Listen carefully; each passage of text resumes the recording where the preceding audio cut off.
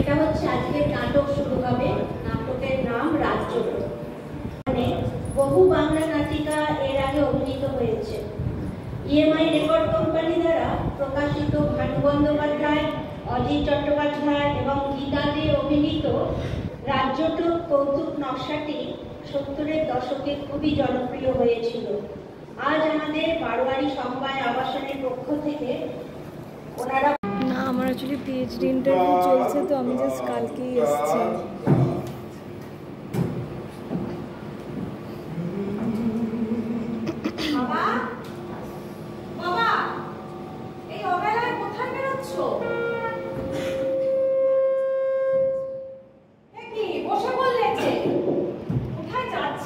জমের বাড়ি তুমি কেন যাবে বাবা?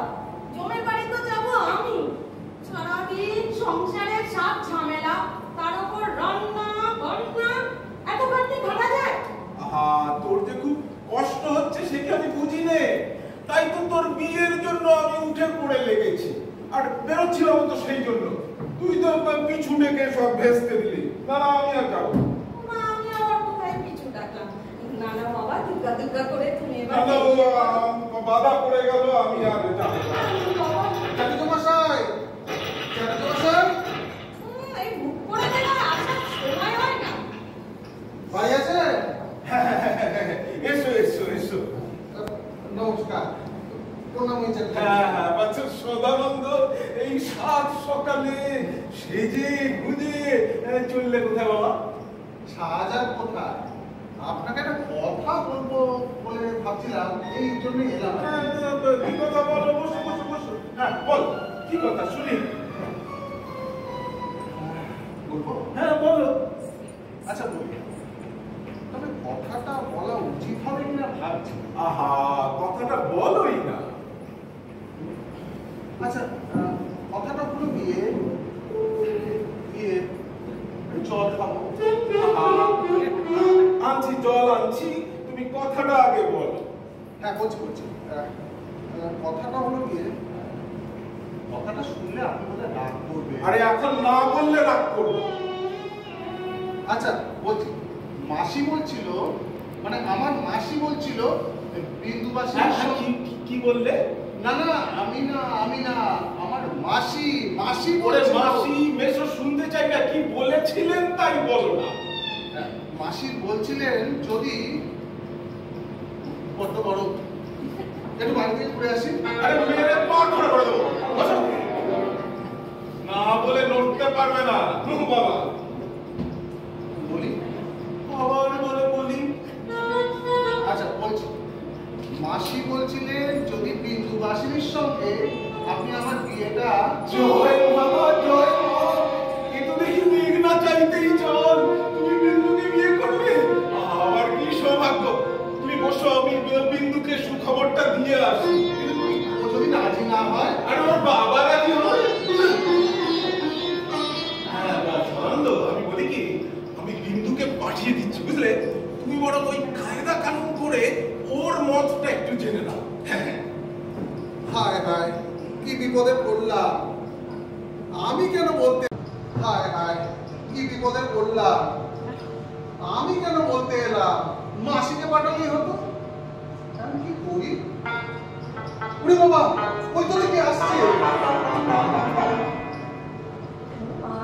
আপনি? আমি ভাবলাম কে ডাকে। আপনি হঠাৎ করে? না তেমন কিছু না, তোমাদের বাড়ির সামনে দিয়ে যাচ্ছিলাম, আমি একটা দেখা করে যাই। ভালো আপনি বসুন বসুন। হ্যাঁ বসি।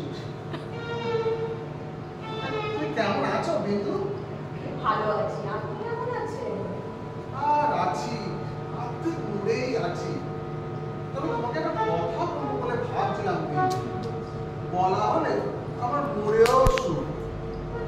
বলুন না। কথাটা হলো গিয়ে মানে একটু জল খাবো।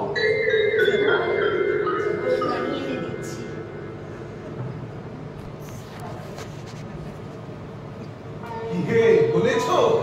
না এখনো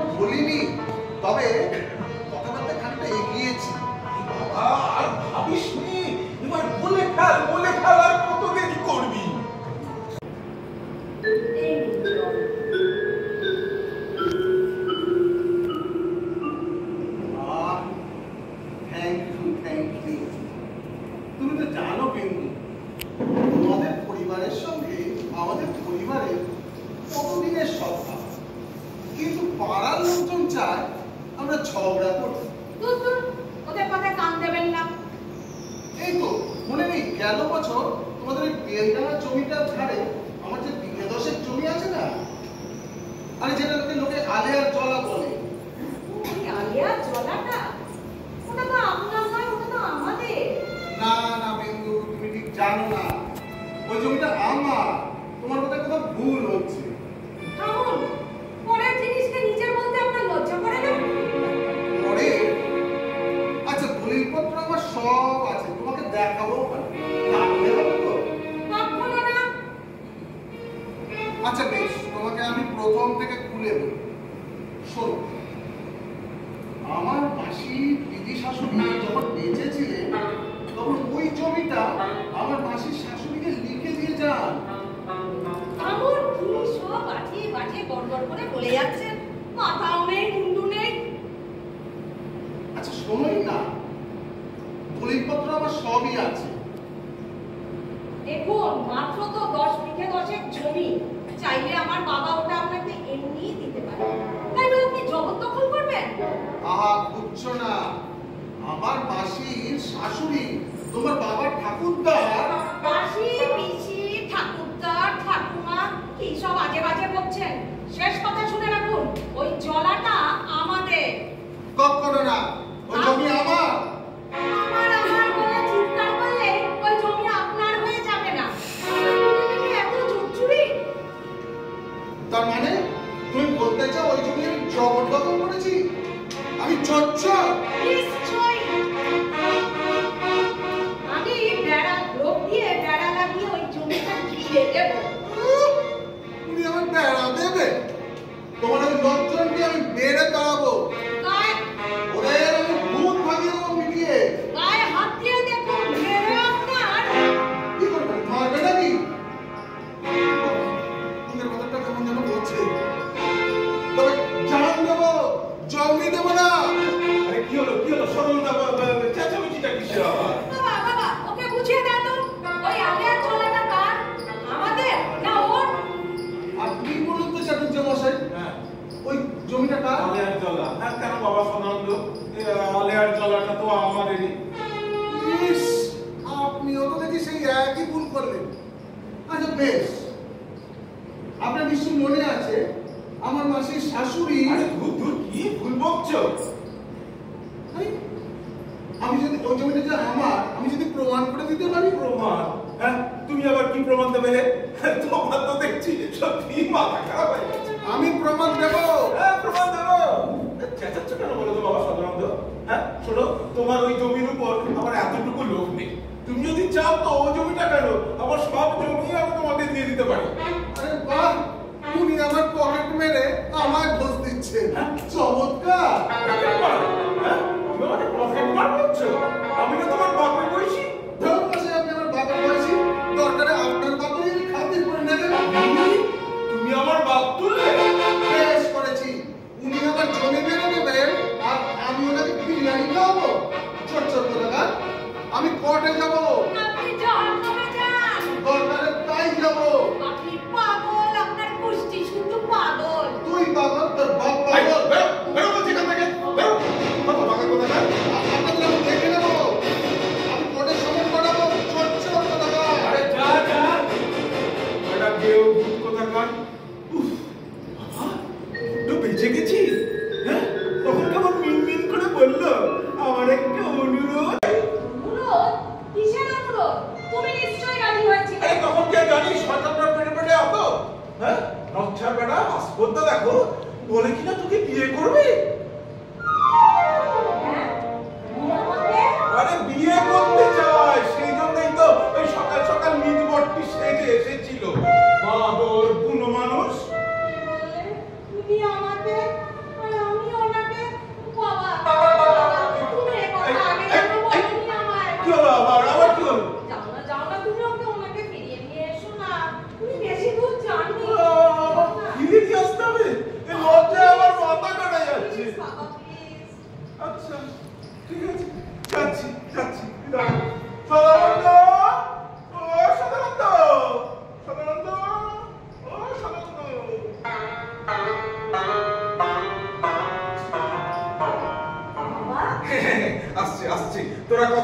আমি ভিতরে যাই। আমার বুকটা এখন যেন কেমন করছে। আসুন আসুন আসুন। না, এবার অবেলায় আর আসবো না। আমি যাই। না না না, যাবেন না প্লিজ, আপনি বসুন। বসবো? আমার না এখন বেশ মনে হচ্ছে, জানেন তো, ওই আলিয়ার গলাটা ওটা আপনারই। হ্যাঁ, দলিল পত্রটা সবই আছে। তোমার বাবার ঠাকুরদা, মানে আরে তোমার আমার মাসির শাশুড়ি তোমার বাবার ঠাকুরদার শালি হয় তো। আরে এসব অলুক্ষণের কথা আবার কেন? তার চেয়ে বড় আপনি কাজের কথা বলুন। কাজের কথা? আচ্ছা, তোমার বাবার কোনো খবর নেই কেন? সারা সপ্তাহ নেই, মরে গেল নাকি? গলায় শাক মরবে কেন? গরম জ্যান্ত পাড়ের মতো কুকুর ঘুমোচ্ছে। ঘুমোচ্ছে এই অবেলায়? হ্যাঁ, আপনার গুলো কেমন আছে? আর আছে, শুকিয়ে আজকের হয়ে গেছে। তাতে গেল বছর একখানা পা ঘোরাও হয়ে গেল। শহর থেকে নগদ ৫,০০০ টাকা দিয়ে কিনে এনেছিলাম। বললেন ৫,০০০ টাকা? মাত্র ৫,০০০ টাকা। আরে ঘাস দিতে কুকুরের বাচ্চা কিনা। ৫,০০০ টাকা দিয়ে আপনি ওই গুলো কুকুর থেকে কিনেছিলেন? আমার বাবা জানেন আমাদের বাঘাকে কত টাকা দিয়ে কিনেছিলেন? মাত্র ১,০০০ টাকা।